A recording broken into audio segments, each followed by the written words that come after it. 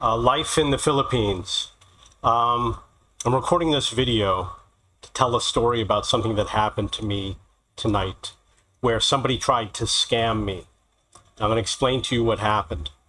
Riding my motorcycle, and I'm coming to where I live. There's some sort of a festival going on, so some of the roads are blocked. Now, when I left home, there was no festival. And I came back, I don't know, maybe 40 minutes later, maybe 30 minutes later. I'm really not sure. What I did was I went and I bought 2 bottles of water, 2 ice cream, and 2 or 3 pieces of chicken. And I ate them all. And then I came home, which is like 5 minutes. And the road was blocked. And, I live here. I'm not going to wait 6 hours. The festival's still going on. It's been many hours. This happened a few hours ago. So there was space for me to enter. There was 1 lane with traffic, motorcycles coming out, room for 1 motorcycle to enter. And then there was like a barrier. And the barrier is always there. When they're not using it, they just leave it at the side of the road. So I enter the space for 1 motorcycle, but there's a woman on her motorcycle in front of me. And she waited. I didn't want to do anything dangerous, so I had to stop. I could have just gone right through and just kept on going. But, I'm a safe driver, so I stopped.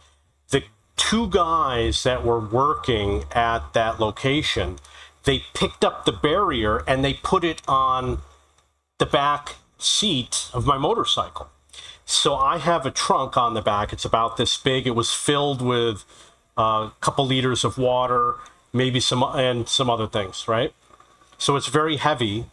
And when I hit the gas, I don't know if he was holding on to my bike or if it was from the barrier, but my bike didn't move. So I got up and I see this barrier. Like, I'm thinking, how did this get on the back of my bike? I didn't drive through it. And I lifted the barrier, and the guys were pushing it down and yelling at me. And he pointed at the side of the road. There was a motorcycle that was fallen down, and it was on the grass. And I was looking at it, and he started saying traffic, traffic, traffic. And as soon as I heard that, I was like,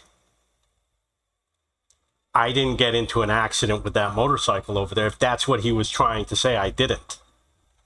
And at the time, I didn't understand what was going on. So I picked up the barrier. The barrier is a steel pipe, I don't know, 6 to 8 inches. And it went across my seat.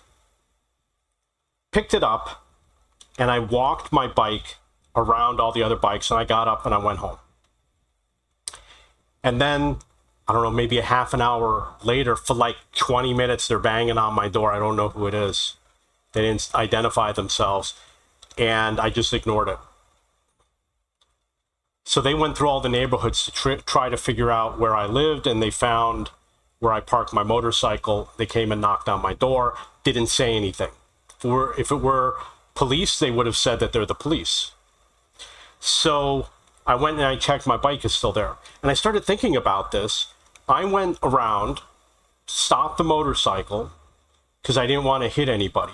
They put this pipe on the back of my motorcycle to stop me from moving.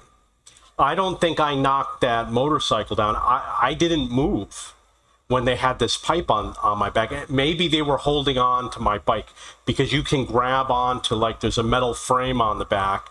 You can grab onto it, but my bike didn't move. He was pointing at the motorcycle. It was already on the ground. I didn't see it fall. It was already on the ground.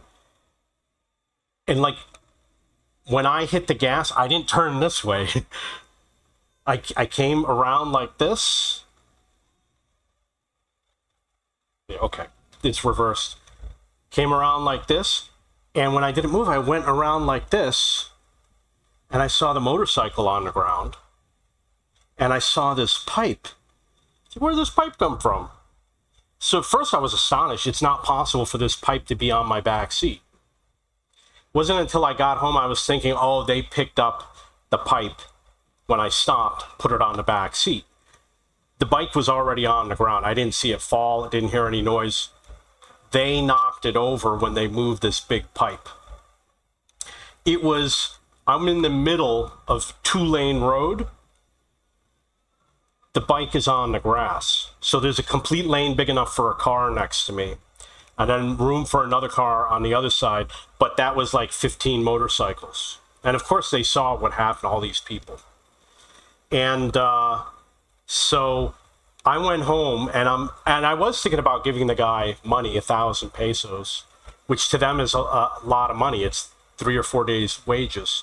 So at first I was thinking about giving him some money and just going home. But then I thought, there's no way the bike is damaged. My bike has fallen so many times on concrete. Even my big bike, it never damaged anything other than a few scratches here or there. And I went home, and then, like a half an hour later, somebody's banging on my door for a half an hour.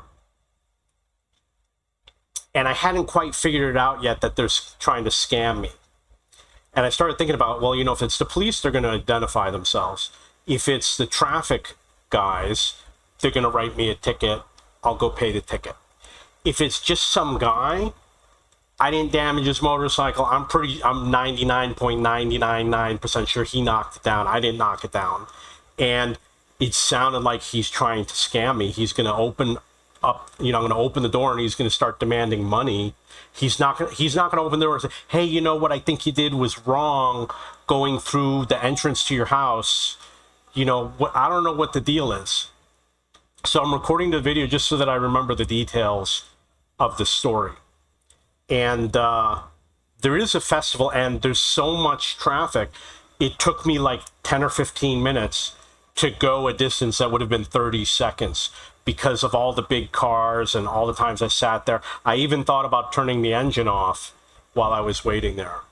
So, I'll report later if I have a ticket or something. It's no big deal. In fact, I'm going to go tomorrow. I literally live next to the LTO, which is the transportation office. It's a quarter mile away. I'm going to go there tomorrow and have someone check all of my records. Okay, so that's it. Other than that, it's hot today, and they never stop playing music. I don't know if you can hear it, but they are playing loud music in the background.